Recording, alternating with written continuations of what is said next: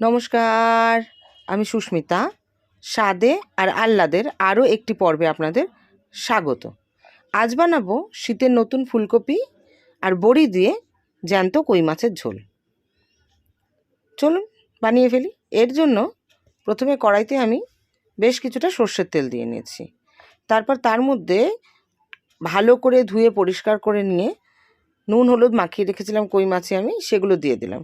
দিয়ে এপিট ওপিট করে খুব বেশিক্ষণ ভাজার দরকার নেই, ও মোটামুটি 1 মিনিট করে ভেজে নিলেই চলবে। কি 1 মিনিটের থেকে একটু কমও ভেজে নিতে পারেন। কই মাছটা কিন্তু খুব ভাজা হলে ছিবড়ে লাগবে, খেতে ভালো লাগবে না।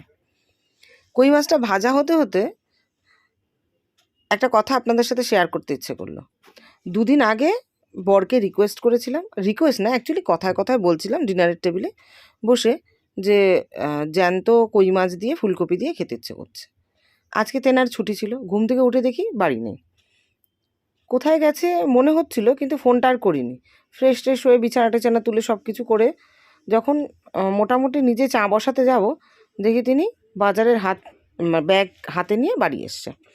মোটামুটি আমার বাড়িতে 7 দিনের মাছটা একবারে কেনা থাকে, তো দেখলাম বেশ অনেক রকমের মাছ, তার সাথে জ্যান্ত কই মাছ, ফুলকপি, ধনেপাতা, বড়ির প্যাকেট সব কিছু নিয়ে এসছে। আরে আমি তো পুরো হ্যাপি হয়ে গেলাম যে 2 দিন আগে বলেছিলাম বরটার মনে আছে। তো ভাবলাম অন্য মাছগুলো ধুয়ে রেখে দিই, এটা যখন জ্যান্ত মাছ এটাই করে ফেলি, তাই বসিয়ে ফেললাম। দেখুন মাছটা ভাজা হতে হতে, মানে আপনাদের সাথে গল্প করতে করতে মাছটা ভাজা হয়ে গেল। তারপর সেই অবশিষ্ট তেলেই ফুলকপিগুলো ডুমো ডুমো করে কেটে নিয়েছিলাম, মানে এক একটা করে ফুল ছাড়িয়ে নিয়েছিলাম, সেগুলোকে তেলে দিয়ে ভালো করে লাল লাল করে ভেজে নিলাম। এক্ষেত্রে একটা টিপস দেবো, ফুলকপি দিয়েই কিন্তু নুন দেবেন না। নুন দিলেই ফুলকপি থেকে অনেকটা পরিমাণে জল ছেড়ে দেবে। আর দেখছেন না যেমনি লাল লাল করে ফুলকপিটা ভাজতে পেরেছি, অল্প তেলে কিন্তু সেভাবে ভাজতে পারবেন না। অমনি তখন দেখবেন ফুলকপিটা থেকে জল বেরিয়ে সেই জলেই কপিটা সেদ্ধ হয়ে যাচ্ছে, ভাজা আর হচ্ছে না, কপিটা সেদ্ধ হয়ে যাচ্ছে, কালার আর ধরছে না। এই জন্য বলবো ফুলকপি ভাজার সময় একটু হলুদ দিলে দিতেও পারেন, কিন্তু নুন দেবেন না। নুনটা কিন্তু পরে তরকারিতে অ্যাড করবেন, ফুলকপি টেনে নেবে, কোনো চিন্তা নেই। ওর মধ্যেই ডুমো ডুমো করে কেটে নেওয়া আলু দিয়ে ভেজে নিলাম। অবশিষ্ট যেটুকু তেল ছিল তার মধ্যেই আমি বড়িটা দিয়েও ভেজে নিলাম।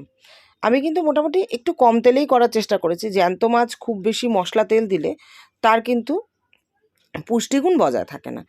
তো যাই হোক, এরপরে ওই বড়ি ভাজার অবশিষ্ট তেলে একটু জিরে আর কাঁচা লঙ্কা আমি পেস্ট করে নিয়েছিলাম মিক্সিতে। তো জিরেটা কিছুক্ষণ আগে একটু উষ্ণ গরম জলে ভিজিয়ে দিয়েছিলাম, আর তার সাথে কাঁচা লঙ্কা, আর কিন্তু কিচ্ছু আমি নিইনি। এরকম করে গোটা জিরেটা বেটে দিলে কি হয়, মশলাটার পরিমাণটা একটু বেশি হয়, খেতেও সুস্বাদু হয়। গুঁড়ো মশলার তুলনায় এভাবেই আমি রান্না করি জিরে বাটার ক্ষেত্রে। যাই হোক, তেলের মধ্যে জিরেটা দিয়ে একটু নুন হলুদ পরিমাণ মতো দিয়ে ভালো করে নাড়াচাড়া করে কষিয়ে নিয়েছি, মাঝে একটু জল দিয়ে আবার কষিয়ে নিয়েছি। এবার যেই মশলা থেকে তেল বেরিয়েছে তার মধ্যে আমি দিয়ে দিয়েছি ভাজা আলুটা আর কফিগুলো।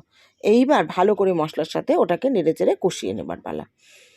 তো কষতে কষতে আবার মনে হলো, মানে শীতটা এখনও সেরকমভাবে কলকাতায় তো পড়েনি, গ্রামের দিকে হয়তো একটু একটু লাগতেও পারে। বাজারে গেলে কিন্তু এখন ফ্রেশ ফুলকপিটা পাওয়াই যায়। আর এই প্রথম দিকে নতুন ফুলকপির একটা আলাদা স্বাদ গন্ধ থাকে, তো এটা কিন্তু ভীষণ ভালো লাগে।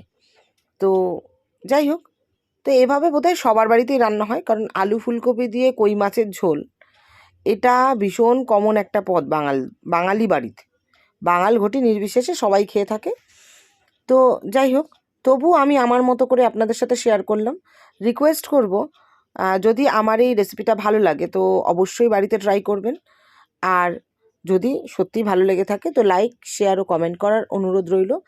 আর যদি আমার চ্যানেলটা এখনও সাবস্ক্রাইব না করে থাকেন তো অনুরোধ করব সাবস্ক্রাইব করে বেল বাটনটা প্রেস করারও। দেখুন কথা বলতে বলতে মশলার সাথে সবজিগুলো কষেই গেল। এইবার একটু জল দিয়ে নাড়াচাড়া করে নিলাম, আরেকটু জল লাগবে তাই আমি আরেকটু জল দিয়ে দেবো। এই মাছের ঝোলটা কিন্তু পাতলাই ভীষণ ভালো লাগে খেতে, কিন্তু আপনারা যদি যে যেরকম ঝোল চান সেই অনুযায়ী জল দেবেন, সেক্ষেত্রে জলটা কিন্তু নিজের পরিমাণ মতো ব্যবহার করবেন। এরপরে আমি দিয়ে দিচ্ছি ভেজে রাখা কই মাছগুলো দিয়ে ঝোলে একটু ডুবিয়ে দেব। তারপরে এটা কিন্তু ঢাকা দিয়ে আমি সেদ্ধ হতে দেবো। দেখুন ফুলকপিগুলো আলুটা ভাজা আবার মশলার সাথে সেদ্ধ করা, মানে ওটা 60-70% কিন্তু আমার সেদ্ধ হয়েই গেছে। সেক্ষেত্রে সেদ্ধ হতে কিন্তু খুব বেশিক্ষণ সময় লাগবে না। আমার এখানে মোটামুটি মিনিট 10 মতো আমি মিডিয়াম স্টিমে ঢাকা দিয়ে এটাকে রান্না করে নিয়েছিলাম, তাতে মোটামুটি সেদ্ধ হয়ে গেছে। এই পর্যায়ে আমি দিয়ে দেবো বড়িগুলো। আগেকার দিনে মানে আমার ঠাম্মা যখন বড়ি হাতে বানাতেন, তখন সেই বড়িগুলো শুধু ডালের আর চাল কুমড়ো দিয়ে তৈরি হতো, তো ভীষণ শক্ত হতো, তো ওটা একটু আগে দিতে হতো। এখনকার বড়িগুলো যেগুলো বাজারের কেনা বড়ি, সেগুলো সেই স্বাদ হয় না, আগে দিলে গলে যায়। তো এই পর্যায়ে মানে বড়িটা দেবেন। এরপরে কুচিয়ে রাখা ধনেপাতা দিয়ে দেবেন। দেখুন ধনেপাতাটা কিন্তু অপশনাল, আপনি দিতেও পারেন নাও দিতে পারেন, কিন্তু এই শীতের নতুন ফুলকপির সাথে ধনেপাতার গন্ধ আর কই মাছের গন্ধে মানে এটা মিলেমিশে একটা অসাধারণ মানে স্বর্গীয় একটা স্বাদ আনে। তো অনুরোধ করব দিতে। আমার ভিডিওটা দেখবার জন্য ধন্যবাদ। আবার বলবো, যদি সাবস্ক্রাইব না করে থাকেন সাবস্ক্রাইব করে বেল বাটনটা প্রেস করার অনুরোধ করব। আর যদি ভালো লাগে লাইক শেয়ার ও কমেন্ট করার অনুরোধ করব। ধন্যবাদ।